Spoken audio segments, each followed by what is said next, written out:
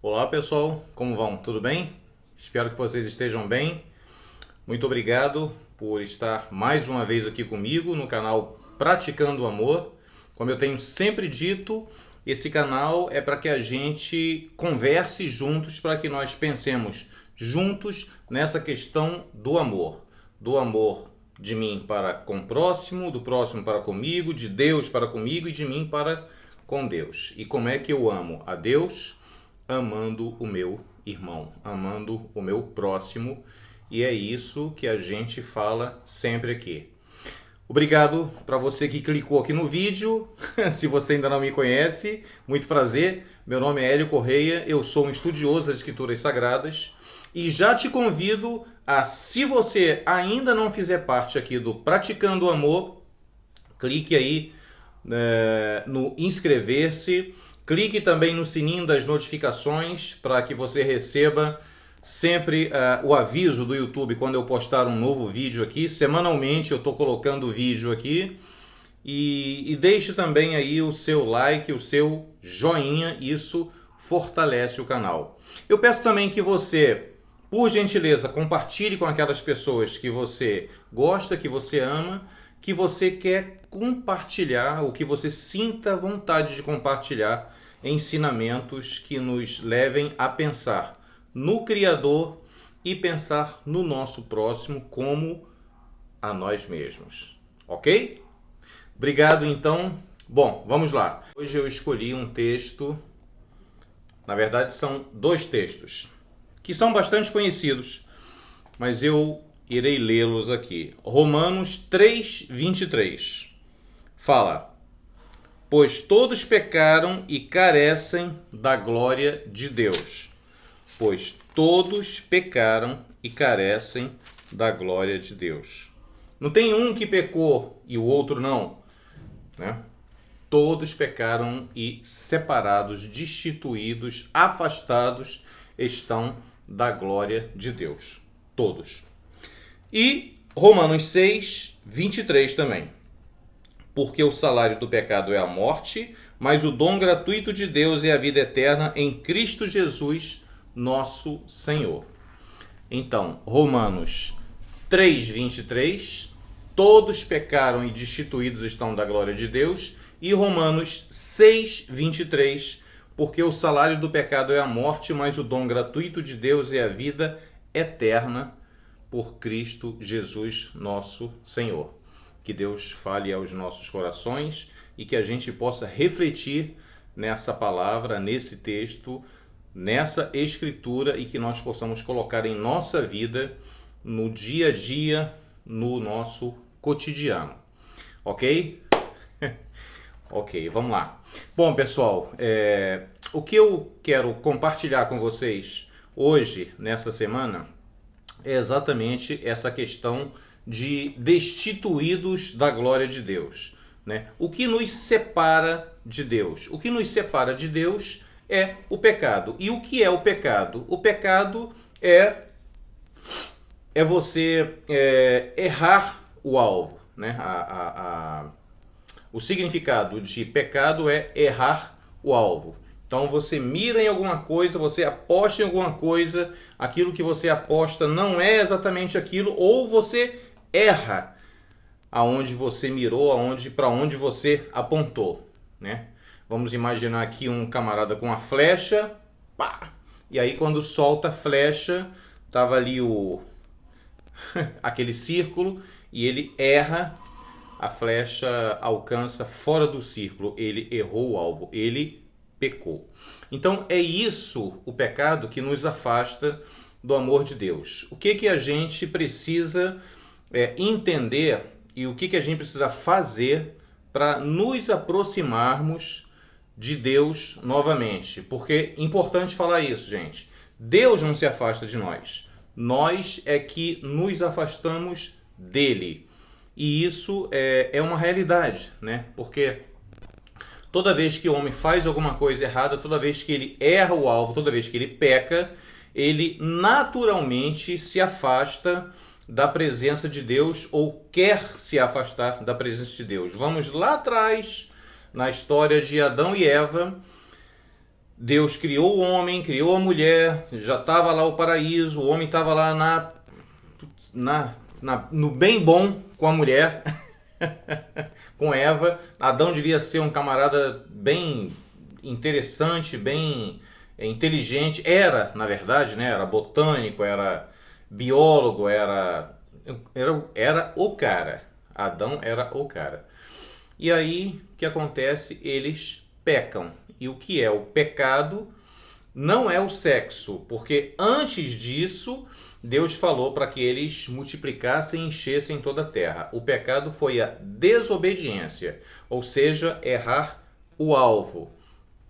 E aí, quando eles perceberam que estavam nus, quando eles tiveram consciência da real situação em que eles estavam, né, eles buscaram se esconder de Deus, porque tinham consciência disso. Então isso é o que acontece conosco hoje em dia. A gente comete algum delito, algum pecado, algum equívoco, e a gente tende a se afastar da presença de Deus.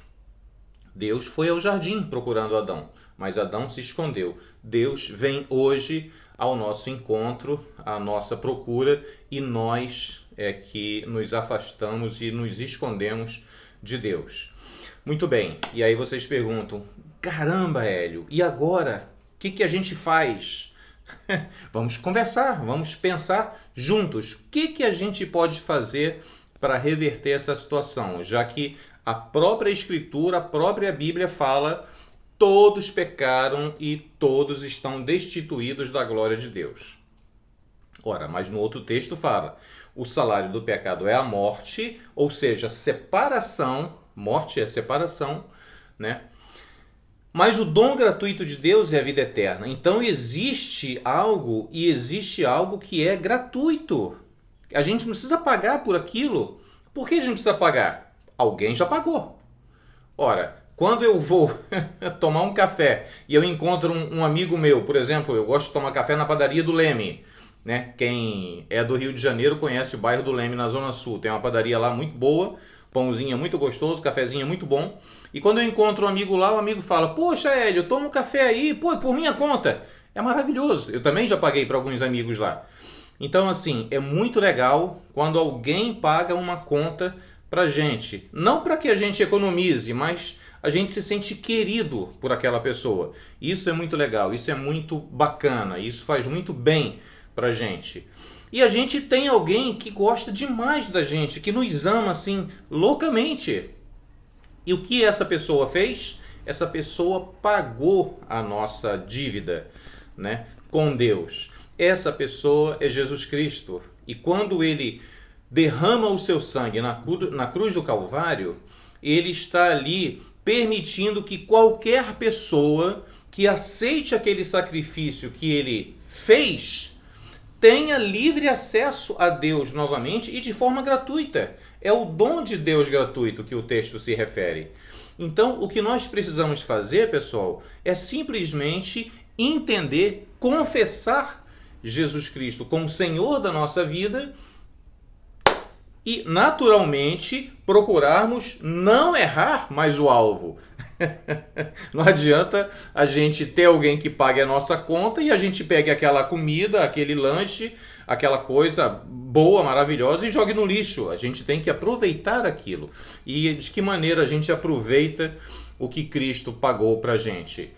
Fazendo o que a gente precisa fazer e o que a gente tem que fazer de melhor aqui, que é, sobretudo, obedecer. Obedecer aquilo que Deus espera de nós. E o que Deus espera de nós, pessoal? E aí nós vamos lá no nome do canal, praticando o amor.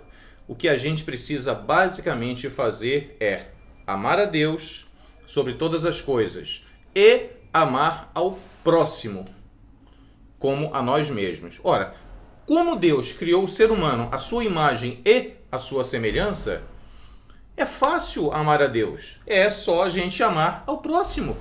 A gente ama o próximo. A quem a gente vê, a gente está amando a Deus a quem a gente não vê. Mas a gente sente.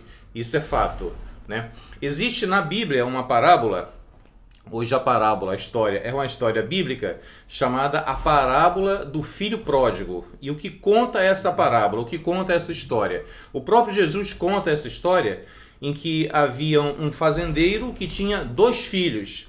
E o filho mais novo vira para o pai e fala: pai, eu quero a parte da herança que me cabe. O pai não se nega a fazer isso, assim como Deus não se nega a fazer qualquer coisa que nós peçamos a ele de coração, de verdade, acreditando naquilo, né? Isso é a fé. Então, aquele filho mais novo pega aquele dinheiro, pega aquele montante e sai pelo mundo, viaja, vai para uma terra distante. Nessa terra distante, ele começa a gastar esse dinheiro de maneira, assim, impensada, né? De maneira abundante, né? Foi gastando, e quando ele observou, ele já estava sem dinheiro. Na ocasião em que ele ficou sem dinheiro, abate-se naquela terra, naquela região, uma grande fome. E ele foi procurar emprego. Não conseguiu emprego pela condição econômica do local, e aí conseguiu emprego apenas como cuidador de porcos. E ele, cuidando ali dos porcos, ele começou a sentir vontade de se alimentar com aquilo que os porcos comiam, com aqueles farelos que os porcos comiam. E aí ele, num momento, num flash de lucidez, ele pensou: puxa vida, os empregados do meu pai, eles têm lá abundância de alimento e eu aqui padecendo necessidade. Eu vou voltar, vou procurar meu pai e vou falar: pai, pequei contra Deus e contra o Senhor também. Me perdoe, me deixe ser como um dos seus empregados e me deixe permanecer aqui. Já será ótimo para mim, ele pensou. E assim ele fez. E ele voltou. E quando ele estava indo ao longe, o pai, lá da varanda da casa, imagina uma fazenda com aquela varanda enorme, o avistou de longe, correu ao seu encontro e o abraçou, e ele fez exatamente aquilo, falou: pai, pequei contra Deus e perante ti, já não sou digno de ser chamado teu filho. Me permita ficar aqui como um dos teus empregados.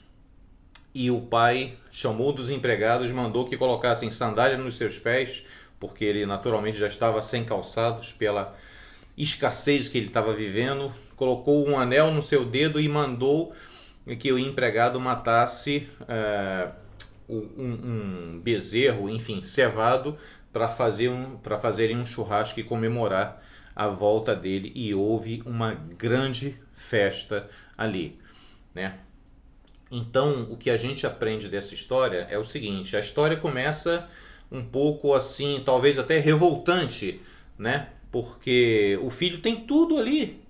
Ele está ali vivendo com o pai é abastado de dinheiro, tem muito dinheiro, tem muitas posses.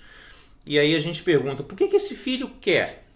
Meu Deus, ele tem tudo ali. Mas isso acontece com a gente. Às vezes a gente tem tudo que a gente precisa, não o que a gente quer, mas o que a gente precisa, e ainda assim a gente rechaça aquilo que Deus nos permite ter, nos concede, e a gente quer ir embora. E Deus permite, porque nós temos liberdade, nós temos livre escolha, nós temos livre arbítrio. Então a gente parte, e aí aquele filho mais novo pega aquela quantia que ele teria direito e parte. Então a história começa a ficar triste, porque a gente começa a observar que aquele pai começa a sentir falta de um filho, e aquele filho lá no local bem distante começa a gastar aquele dinheiro de maneira impensada, com futilidades, com coisas efêmeras, com coisas que trariam para ele ali naquele momento alguma felicidade, mas felicidade passageira. Não seria uma boa escolha o que aquele filho estaria fazendo ali com aquele dinheiro. Então isso começa, de alguma maneira, quando a gente começa a ler e pensar e meditar nessa história, a gente começa a ficar um pouco revoltado e um pouco triste, porque, puxa vida, o pai ficou triste, o filho começou a gastar o dinheiro, né? O pai perdeu o dinheiro, perdeu a presença do filho e tal. Mas tudo isso, pessoal, tem a ver com a liberdade e com a livre escolha que nós temos. Nós temos isso e precisamos dar muito valor a isso, entendem? Mas o legal é o seguinte: tem um texto bíblico, todas as coisas cooperam para o bem daqueles que amam a Deus. Vamos parar por aqui. Romanos 8, 28. Então, o que esse versículo fala é exatamente o seguinte: qualquer coisa que nos aconteça, se a gente ama a Deus, vai ser benéfico para a nossa vida. De alguma maneira vai ser benéfico para a nossa vida. Às vezes a gente não entende no momento, mas aquilo lá na frente vai se tornar em bênção para a vida da gente.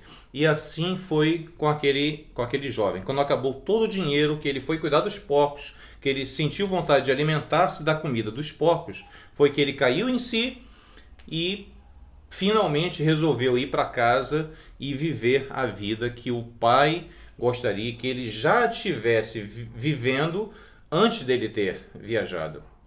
Então a história, que parece muito triste, no final ela torna-se uma história festiva, uma história feliz, porque o pai vê ao longe o filho voltando, o filho volta com sinceridade, o filho volta com o coração quebrantado e volta querendo fazer a vontade do pai, alegrar ao pai, né?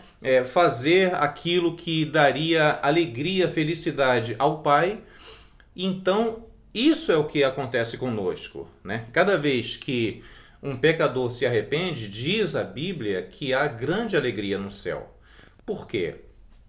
Porque Deus quer que todos os seus filhos, nós somos filhos de Deus, quer que todos os seus filhos voltem ao convívio com o Pai, né? Então, e essa é a finalidade, o objetivo dessa história de hoje, dessa parábola, é exatamente isso: fazer-nos pensar que, apesar de nós estarmos afastados da glória de Deus, porque nós pecamos, existe a possibilidade de, em aceitando o sacrifício de Cristo Jesus e confessando o nome de Jesus como nosso Senhor e Mestre, nós tenhamos o direito à vida eterna ao lado de Deus. E isso não tem preço, pessoal. É isso. Como é que a gente faz isso? De novo, amando a Deus, amando ao próximo e nos amando. Quando a gente ama ao próximo, a gente se ama também. Quando a gente ama ao próximo, a gente ama a Deus, porque somos criados à imagem e semelhança de Deus. E isso é um mandamento. Um está atrelado ao outro, está ligado ao outro, está amalgamado ao outro. Amou ao próximo, está amando a Deus. Fato. Então, é fácil. Como é que eu amo a Deus? Ame ao seu irmão, ame ao seu próximo, respeite-o, trate-o com liberdade, trate-o com amor, trate-o com respeito. E aí, meus amigos, não haverá mais problemas, ok?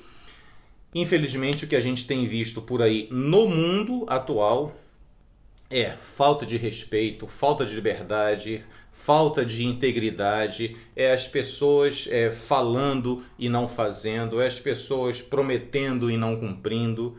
Mas a nossa vida precisa ser uma vida santa, separada, uma vida voltada a querer fazer e lutar por fazer a vontade de Deus. O apóstolo Paulo fala: aquilo que não quero, faço, e aquilo que não quero, isso é o que faço. Porque existe uma briga constante entre a carne e o espírito, entre a alma e o ego, enfim.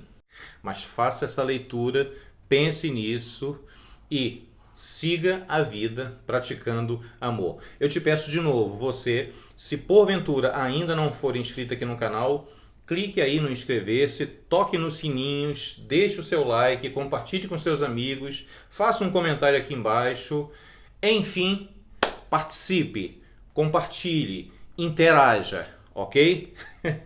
Obrigado a vocês todos que ficaram comigo até agora aqui o final. Eu agradeço por demais a companhia de vocês. Um beijo no coração de todos. Vida, saúde e paz. E sigamos praticando o amor.